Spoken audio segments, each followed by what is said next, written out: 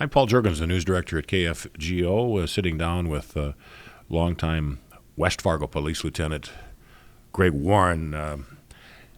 More than 47 years in law enforcement, probably closer to 50. Thanks for sitting down with us, Greg. We've known each other a long time. Yep, for sure. And your family has a law enforcement background. How did you get into this position? Why did you go to law enforcement? How this all started? Well, I didn't think it was going to start because our dad was involved in law enforcement for most of his career, and we moved here. Long story short, we moved here in '66 from Jamestown. Dad moved here because he got on with the Marshal Service, and of course attended school, high school here, and graduated from here, and went to school out in Bismarck for a couple of years, going, well, what am I going to do? And came back and wasn't sure if I wanted to get into law enforcement. So, long story short, again, Dad said, well, if you're going to get into law enforcement, the first place you start is in a jail. You work in a jail. And at the time, I didn't think he knew what he was talking about. And of course, I was a smart one. But I did. Worked at the Cass County Jail for about a year, and probably the smartest thing I ever did, because you got to know and understand all aspects of law enforcement, because you dealt with the law enforcement officers, you dealt with the people in jail, why they were there. They weren't all bad people, and you just kind of, you got a niche for how all of that worked. And really, to be honest, there's probably a chance I'd have been at the Cass County State's Attorney or Sheriff's Office to this day. But the jail got condemned after about 6 months. I was there, and a guy escaped through the ceiling, and then we had to transport prisoners every night. I worked nights, and I just started applying across around the state and got an opening in West Fargo, thinking that 4 or 5 years in West Fargo and then I'd move on. And it's obvious that did not happen. A lot of things played into that, and after a few short months, my now wife Brenda Warren from Ada showed up and became the part-time clerk of court and dispatcher. And we ended up hanging out quite a bit, dated, and eventually married. And I always wanted to get into investigations. I mean, I knew that really, really early on. Of course, we were a small department, so there weren't openings. You didn't move up the ladder very fast. And I had a lot of friends here, enjoyed working here, it's obvious. And one thing led to another, and I worked nights on patrol for 19 years. West Fargo, got to know all the agencies and people, and was lucky enough to get investigations in '94. Don Jones, who was a mentor, decided to go work narcotics, and he'd been doing investigations for just about 20 years when he went to narcotics. So I took over the position in '94 and have stayed in investigations, which normally it doesn't happen for that long, but it's what I really loved to do. And looking back, I'm not sure where all the years have gone, but like I said, Father Time waits for no one. But have been able to work with some incredible people in all aspects of employment, law enforcement, media. You guys, that's kind of where it started. I was sergeant, became lieutenant in, I think, 2016, I don't even, not exactly sure. So when I started in investigations, I was the only investigator, had no help. Arlen Rasmussen was our chief. I should note that before I get too far ahead, that I was hired by Chief Ken Hansen. At the time, he must have seen something in me to give me a shot at it. At the time, I was pretty young and pretty green. And then Arlen came along. I actually, before Arlen came along, I put in for the chief's position as well. I think that was in 95, and it was kind of between him and I will always remember going to talk to Arlen, because I had worked with Arlen Rasmussen. He was with the sheriff's office. With the sheriff's office for years. Yep. And he was in investigations, and he was there when I was there. In fact, I drove his patrol car once in a while when we did part-time patrol working in the jail. And I remember going to Ireland before they had made their decision on the chief, and I said, I really want this, but if I don't get it, you're the only person that I want to come over here. That was, as far as the field of candidates.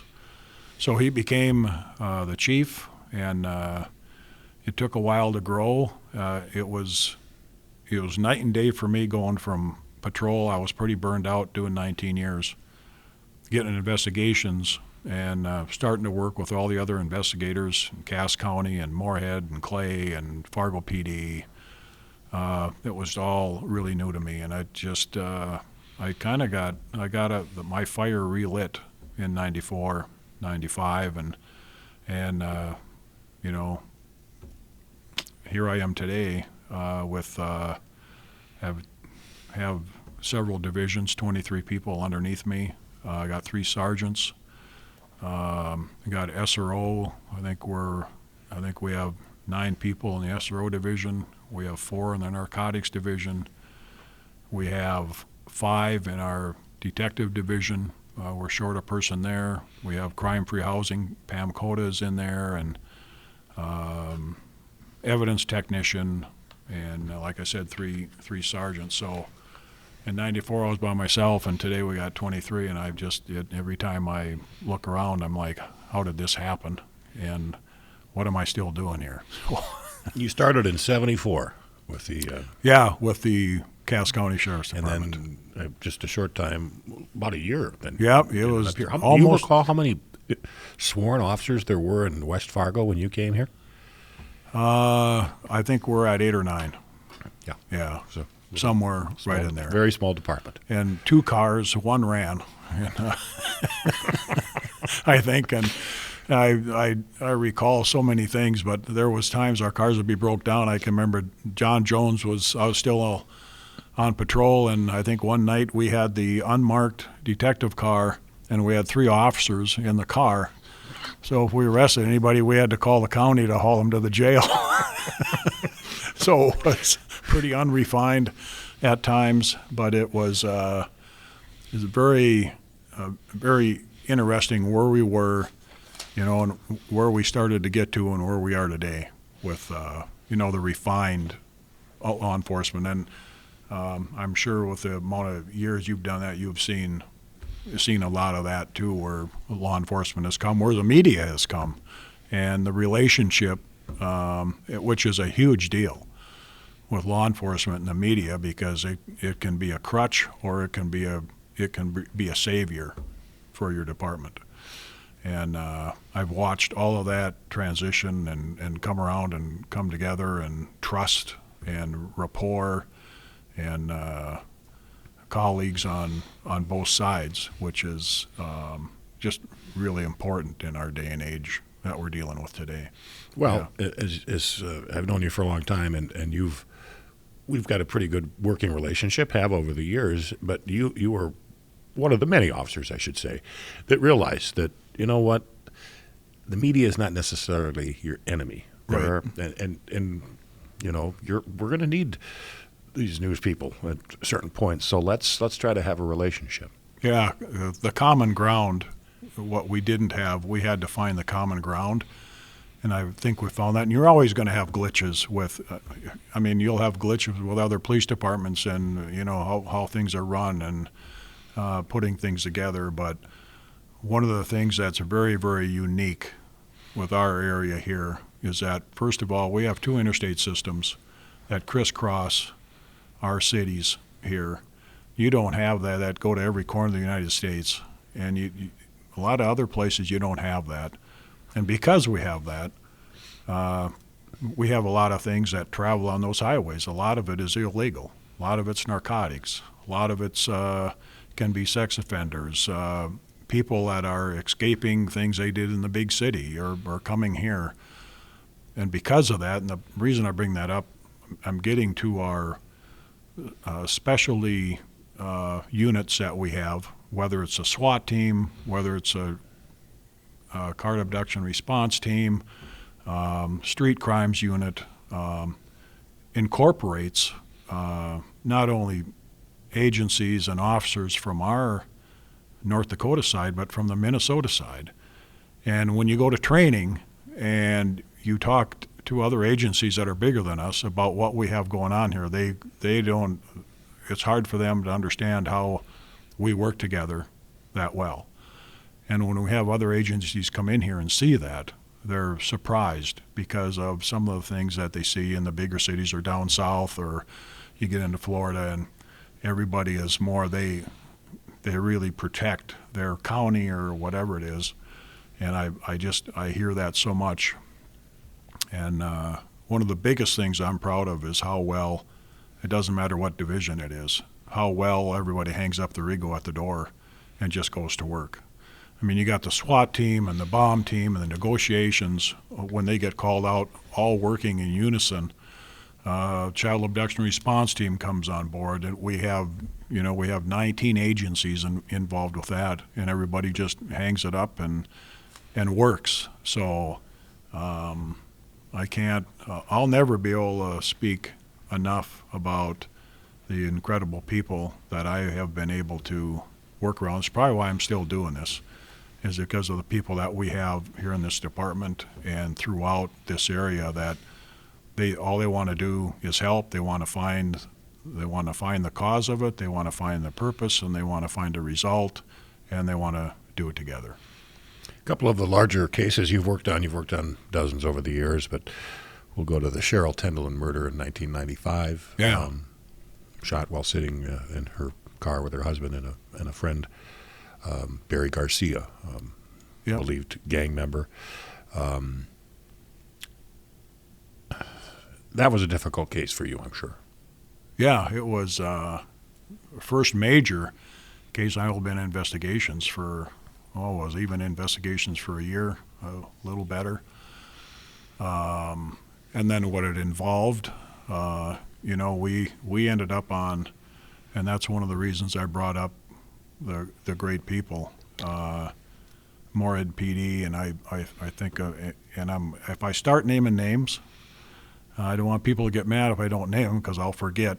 But Matt Wykor and Rich Norwig and a whole host of the chief over there, the way we worked together and the way I worked with Rich Norwig through that whole process and what we tied together and the help that we got from the PD here at West Fargo and the backing of both chiefs at the time really helped make that case. It went on for 2 years. We got convictions, and then we didn't get convictions. I remember, I think it was Mike Charbonneau got found not guilty, which a lot of things that weren't understood there, but it is what it is. And then we moved on with the rest of them and got convictions on, the other ones that we went to trial with. But during that time, at the same time we were having problems, our gang problem was starting to increase because our drug people and some of the people working those types of crimes were in Moorhead a lot. And because of the Cheryl Tendeland murder, and it really wasn't much of my doing, but all the agencies got together and said, it's time to take the gloves off and start working these gang members and these gangs much harder, which they did, and I give success to all those officers that work in, whether it was the narcotics or crimes of the street crimes guys. I mean, we really didn't have a street crimes unit at that time, but they kind of formed each department had a couple of guys that started working on this. And I think my brother was involved in it, Bud Warren, and that, I think we knocked the socks off the gang stuff at that time. Unfortunately, it took the killing of Cheryl Tendeland, and they kind of spread their wings and came over here one night and did what they did. So We were ever able to determine, and it was random. I mean, it was just wrong place, wrong time. yeah, wrong place, wrong time. I don't think they didn't know him. We knew that they were out shooting the shotgun that night. They were traveling down through. They ended up in West Fargo. We never did find out if they were going to steal the car or if they were what they were going to do or if they were going to rob them.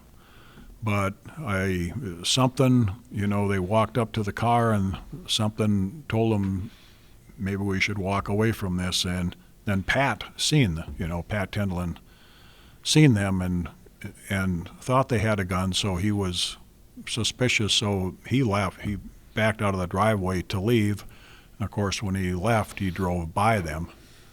And when he drove by them, Barry just pulled the gun up and pulled the trigger. And Barry Garcia is who we're referencing here. So. Yeah, Barry Garcia, just a random, crazy, you can't find words for taking someone's life, in that fashion. Father Fernando Sayasaya, another significant case that you worked. I think a warrant was issued for him in 2002, thereabouts. Yeah. And it took 20 years to resolve that case, essentially. We had conversations over the years about it, and early on it sounded like this case would be resolved rather quickly, but it took, again, nearly 20 years. But you never gave up, and I'd ask you now and then about, hey, what's going on with, well, maybe something, and then maybe months later I'd ask you again, or maybe a year later. And, but you never gave up, and you finally got a conviction. You ended up pleading guilty. You traced him to the Philippines, where he was from, and he was a priest in West Fargo and Right. Fargo. And you had, as I recall our conversations, you kept in touch with the two victims and Yep. their mother. There was apprehension, I think, on their part to really testify, and so the guilty plea was the best resolution. How did that come to be that Fernando Sayasaya ended up back here? Well, that is, and like you said, we had, and I'll give you a lot of credit, too, in that you stayed in contact with me and wanted to know what was going on. So you stayed in contact with me for 20 years. Yeah, I asked Pretty about virtually. it quite often. It wasn't every month, but every other month or whatever.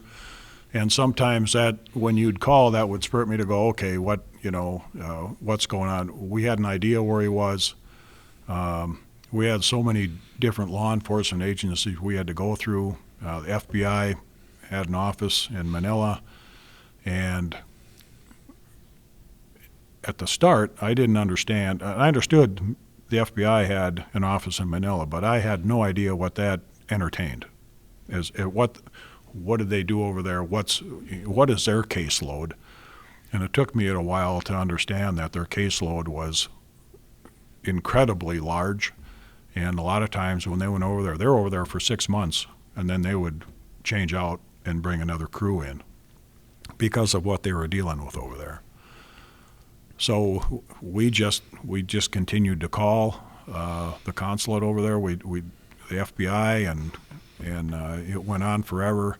You mentioned the warrant in 2002, and when we got the warrant, then we needed to get a territorial warrant out of the Philippines so we could go get him. Because we had a warrant, they had to issue a warrant for him on their homeland, so we could go pick him up off that warrant. And for a long time, the judge would not, whoever the judge or judges were through that time, would not issue a warrant, or when they had the hearings, just everything got delayed. U.S. Attorney's Office, people changed up there. So we never really had a overall contingent of people working on this that were tied together for any amount of time at all. The Catholic Church really didn't, to be honest, the Catholic Church really once he was gone, we didn't get a lot of assistance of, where he was. MOCIC, Mid-States Organized Crime Information Center, was toward the end was huge help in. They have resources, all kinds of resources for law enforcement, and I got to know one of the guys there really well, who was really good at his job. And after the warrant was issued, we knew where his mom lived, had an address, and they did go to the house a few times, and he was not there. But we knew that he spent a lot of time at his mother's house, which that information we received a long ways down the road. Probably, 3 years before he's apprehended, we start to get some of that. And then we finally found through Facebook that he was hanging around one of the churches. And the story was that he was laying low. We had a person over here that traveled to Manila or to the Philippines and knew of the church and had them go in there, and they said they had no idea who we were talking about, and he was on their Facebook. So then we knew that they probably didn't have him in hiding, but he was getting help over there.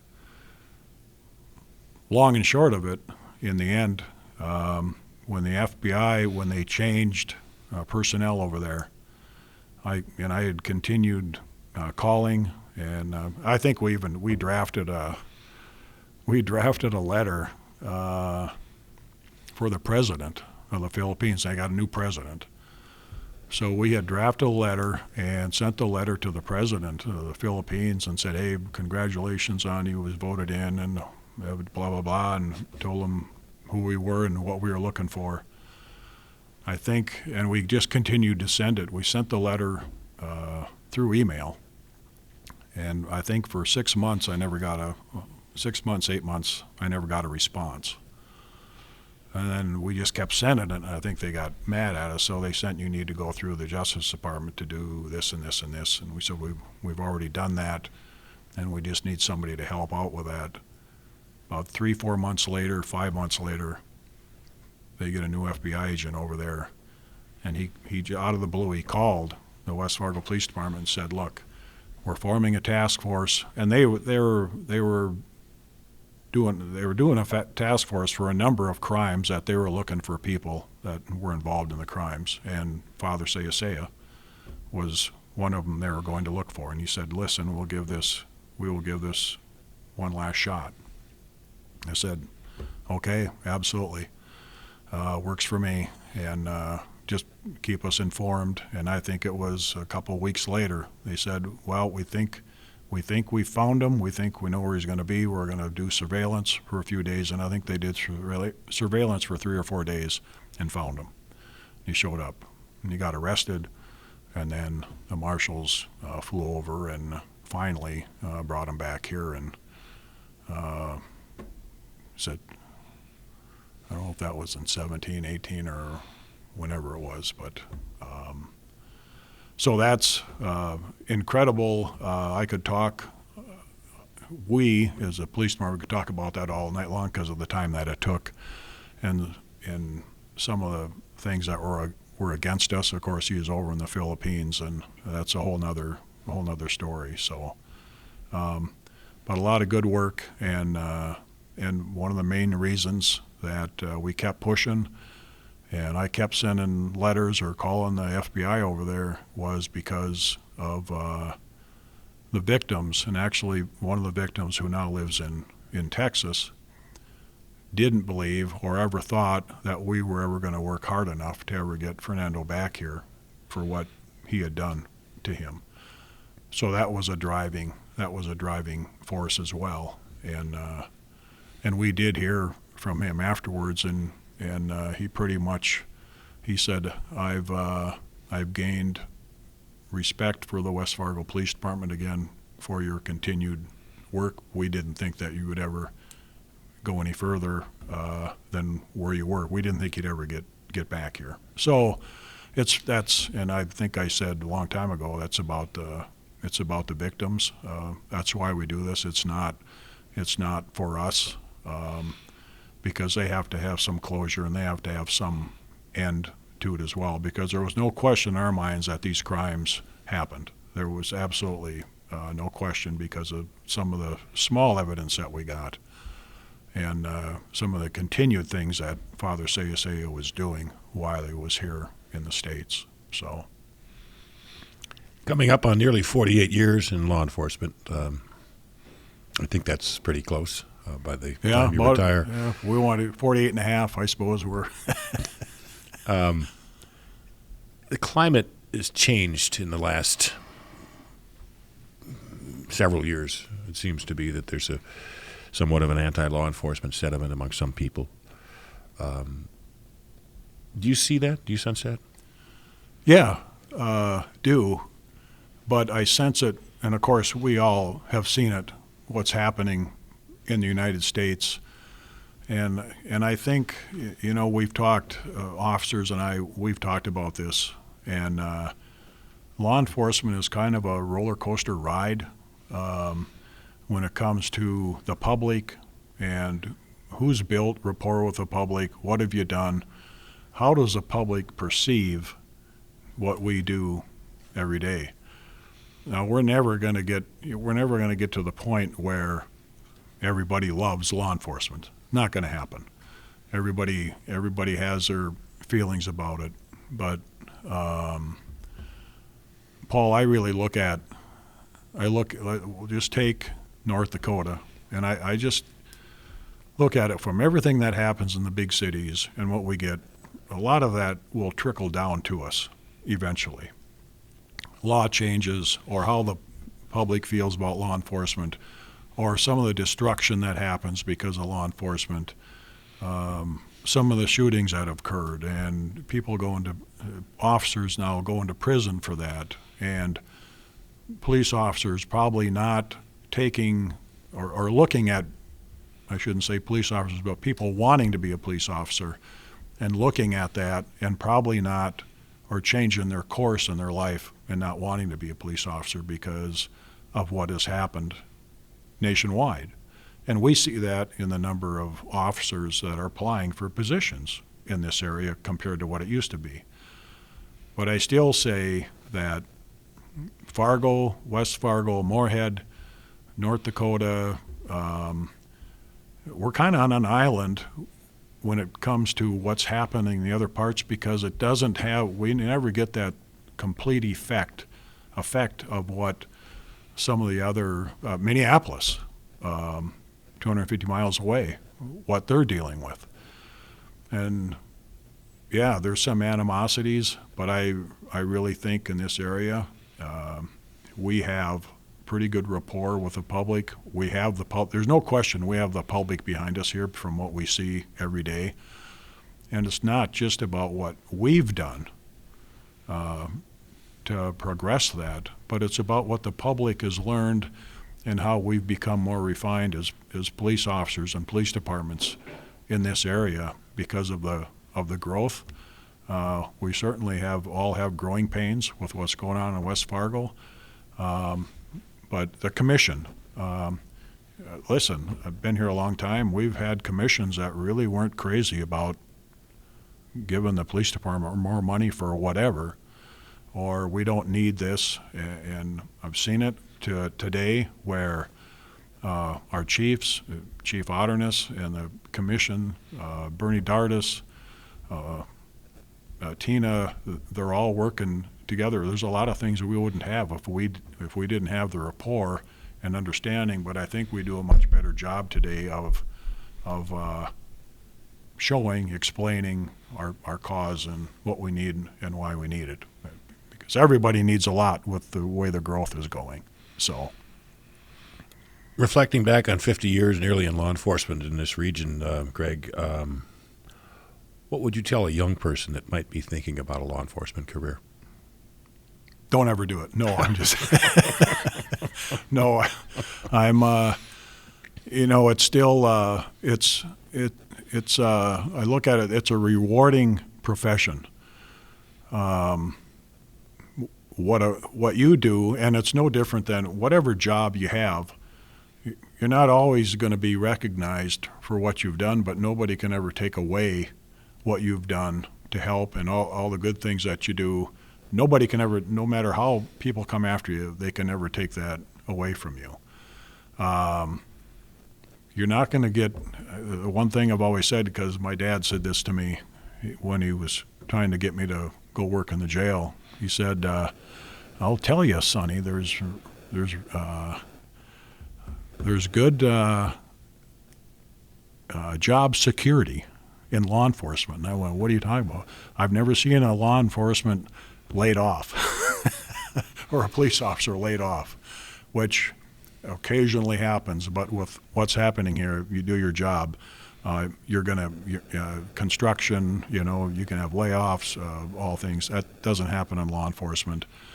And you get to work with, I'd probably say too, that you are going to work with some of the finest, most conscientious individuals that you'll ever work with, and not just in law enforcement. And I'll throw you into that bucket list, Paul, because of the work that we've done. We built great rapport. I could talk to you anytime and tell you what's going on, and I could tell you, you can't let the public know about this. You can't. And you guys were always dead on, and I had, it didn't take long to build that respect, and we've been doing that. This is crazy, but we've been doing this for over 20 years, talking to each other and what's going on, and there was never a hesitation for me to tell you what was happening, and you can't put that out there yet because I'll be in trouble. And we'll probably mess up the investigation. Well, I appreciate that. No, it's a two-way street. So yeah. I'm sure it's more difficult in larger markets for law enforcement to build up a relationship with reporters, and there's turnover in the media and probably in law enforcement in larger markets. And I suspect, given my contacts, it is difficult because I'll tell people, hey, this officer, that department, he's been working on this, and he's, we know some information, but we can't go with it.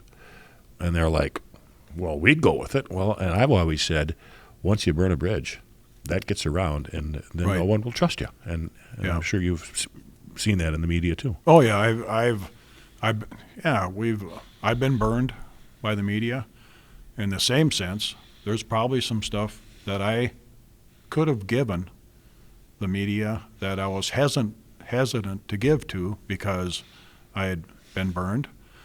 But I knew I have Paul. I have you and WDAY. I have one or two that I had complete trust in.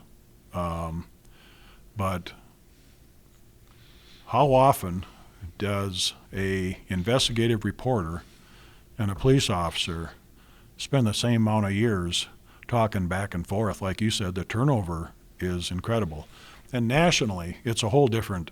When a big crime, when a big crime happens and the national media comes in, it's cutthroat because somebody is going to find that piece before their counterpart does, and they're going to go to the next level to get that.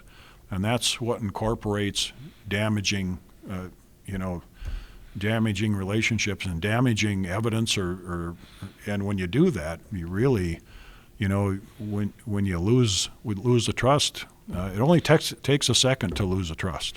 Well, it takes a long time to build it up. We've seen in cases where national media's come in, and I'm not going to criticize anybody in general, but they're here today, gone tomorrow. So if they get some information and perhaps report on it, and it might be sensitive information that the local media didn't have, and that has happened.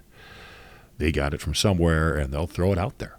Yeah. But they're gone, and you don't have to deal with them, and they don't have to deal with you anymore because they're just here for a one-time story, in and out, onto the next city. Yep, and you get these talk shows, and so they'll call a detective and get them on TV or whatever and just hammer them. And then that person's gone. You never talk to that person again. There's never a rebuttal, and they're gone.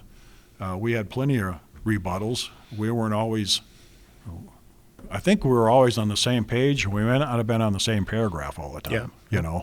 But we found that common resolve, and it's been a hell of a great ride working with you. It really has. The other thing I think that the public probably doesn't realize is when there's a crime, and whether it's a homicide or whatever it might be, there's a lot of information that you're still collecting and it's under investigation. And the public will say, well, why don't they say that? Well, I've heard that. Well, why don't they say, well, it's under investigation. You have to protect the integrity of your case until you're ready to present it to a prosecutor. Yeah. And so law enforcement cannot just go out and say, yeah, this is what we know. Yeah, here it is. Well, then if you get a suspect, he can say, well, I read it in the paper. I heard it on the radio. I saw it on TV. Right. It becomes common knowledge, and then you've got nothing to get them on. Yeah, because they have the information. You have the information. You confront them with the information, and if it's been made public, everybody knows about it. Yep, and great points, Paul. And I think with what's going on right now, with the murders in Idaho, with the college students, and with what's happening there, a perfect example of the media and the police departments being closed-lipped. Hey, they're being closed-lipped for a reason. It's not because they don't know what they're doing. What they have and don't have is going to make or break. This case. You can't throw it all out there, because then they can fall back and use that. You have to keep some of that secure, and you have to keep that evidence pure, is what you have to do. So everything we do, we don't do alone. For instance, today, you have help putting this thing together. Sayasaya. I think of some of the kidnappings that we've had, and the people that we had to rely on, and all the work, that went into the Cheryl Tendeland murder, and Pat Tendeland knows this. The working relationships that we had, and everybody rolled up their sleeves and went to work. You just have to have somebody keep pushing it and try to figure out what you want your end result to be. I have incredible friends inside and out law enforcement, but the people, that's what's kept me going. I think we're doing it right. I think everybody that we've had to send to jail, we've had to send to prison. They were the suspects. We've always worked very hard at that. I was taught that early on, but not by not only my dad, but Don Jones.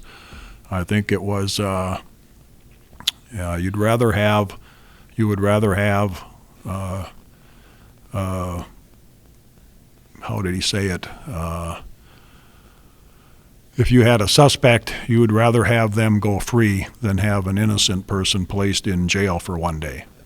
And that always stuck. My dad said that, and Don Jones brought it up, and that always stuck with me. And Dad always said, look, there's not many things that are fair, and there's no guarantees. And that's how you got to go after this. And those three things I've probably carried with me my whole life, as my brother Bud did. I'd be remiss if I didn't, bring him up. I worked with some incredible investigators, good people that were ready to roll all the time. And my brother Bud was one of them, and one of the best investigators I ever worked with. Then he ran for sheriff and didn't get it, so then he he headed for the private sector. But and I could, I'll name my brother. The ones I worked with know who I'm talking about. So I'm going to name names, and I'm going to forget somebody. They're going, well, I worked with him, and he never mentioned my name. So, but just a whole host, and not good chiefs. Everybody's been pretty much on the same page. The people on the ground, the administration stuff. Sometimes, we're not always going to agree, but we find common ground, and we find, what's going to work the best for making this thing work. Because